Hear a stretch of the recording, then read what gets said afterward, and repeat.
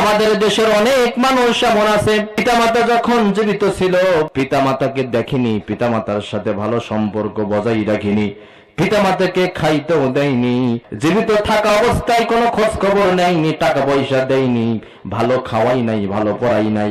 এই আব্বা যখন মারা যায়, আম্মা যখন মারা যায়, মানুষদেরকে দাওয়াত করে লক্ষ লক্ষ টাকা খরচ করে খানা করে খাওয়ায়, আছে না নাই?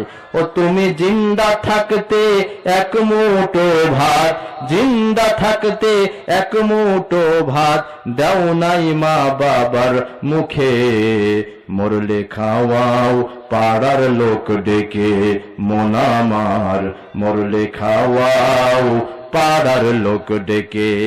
মাসে মাসে অনেক টাকা তুমি ব্যাংক রাখো জমা, বাড়ি বাড়ি ভিক্ষা করে তোমার বাবা মা, ভাইরে তোমার বাবা মা।